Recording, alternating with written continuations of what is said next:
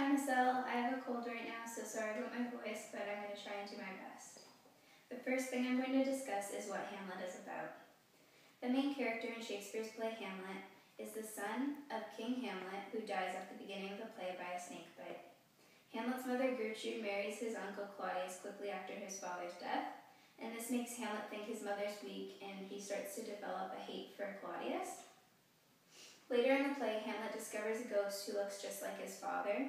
The ghost approaches him and tells him that he is his father and that he wants Hamlet to take revenge on Claudius by killing him. Hamlet is very eager, knowing that his uncle killed his father, and he wants to take action right away, but he doesn't. Hamlet becomes mad at himself for not acting on impulse and being brave. He feels the reason he hasn't taken action is because he really wants proof other than the ghost. He feels that the ghost could just be a devil tempting him to do evil and go against his morals. So by getting proof, he decides that he's going to develop a plan, asking actors to perform a play that models his father's death. And by watching Claudius's reaction to the play, seeing if he goes pale or resembles any guilt, then he'll know that what he needs to do and that he does in fact need to carry out his father's wishes. The second thing I'm going to talk about is what I understood from the play.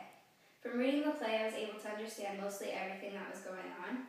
I had a copy of the book where it had the English on the side, so that helped me a lot to understand what was going on. I understand Hamlet's hate for his mom and uncle because they married so quickly after his father died. If I were Hamlet, I would feel the same way, knowing that my mother might not like my father as much as he did to her, and moving on so fast. From King Hamlet's point of view, I can also understand how he feels betrayed by both his wife and his brother.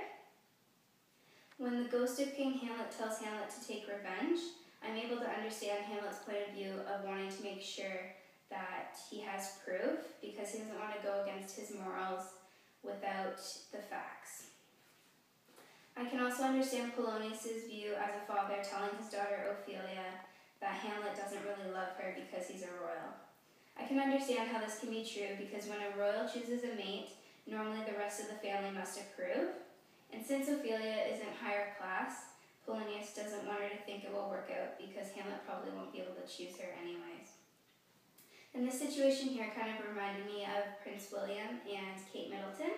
When he first started dating her, it was a huge scandal because she's a commoner and she wasn't really known to the family line. And after reading this play, I have drawn other conclusions and connections that some things aren't worth the risk and you should always go by your morals and values and not what others think you should do or act. The last thing I'm going to talk about is the play's themes and messages. Shakespeare's play Hamlet has several themes including love, hierarchy, murder, betrayal, guilt, and many more. But today I'm going to talk about the theme of revenge. I'm going to start with a definition of the word revenge. The action of inflicting hurt or harm on someone for wrongdoing suffered at their hands, to exact punishment for a wrong on behalf of spirit. In my words, revenge is getting payback for something someone did or someone you care about that wasn't appreciated, was hurtful, emotionally or physically, and was unjust to you.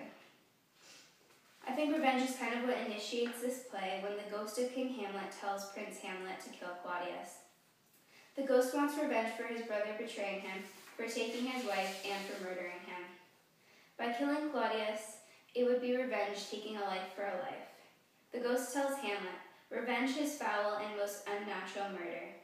Hamlet is eager and responds, haste me know that I, with wings as stiff as medication, or the thoughts of love may sweep to my revenge. And this basically just means, hurry up and tell me so I can take revenge faster than someone falls in love. And here he's referring to his mother Gertrude for moving on too fast and falling in love, or lust, with his uncle Claudius. Later in the play, Hamlet's outlook on revenge changes from being eager to uncertain, because he's not sure if Claudius did kill his father, and that the ghost may not really be his father. Hamlet wants proof before taking action, so he doesn't have guilt if Claudius is innocent. I personally believe that all revenge leads to guilt. So I've made a diagram here, to help us understand the feelings of revenge and actually taking action in this play and how it leads to guiltiness. On this side here, it's just a diagram of my personal view on how revenge initiates and how it can lead to guilt or a reoccurring cycle. So I believe that all revenge starts with a conflict, and that makes somebody angry. And then through anger, you're influenced by your peers or your environment to take action or to ignore it. And here you have internal struggle deciding to either ignore the situation or take action. At this point, you're trying to decide what your morals are, what your values are, what's going to be the consequences if you do take action, and what are you going to lose if you don't. So here is the point where you have to make this choice. If you ignore the situation, you're going to be in this reoccurring cycle. This person or this thing might reoccur, and you're going to come back to this choice again. But this time, you might actually choose to take action because you don't want to be stuck in this circle for the rest of your life. But if you do take action, you're going to have guilt knowing that you went against your morals. So on this side here, I put into perspective from this diagram and chose to look at Hamlet. So the conflict in Hamlet is that Claudius kills Hamlet. The ghost becomes angry, and the influence is the ghost telling Hamlet to take revenge. Hamlet's internal struggle, he's doubtful. He doesn't know if the ghost is real. He doesn't know if Claudius did kill his father. But he must make a decision. He's either going to kill Claudius or he's not going to kill Claudius.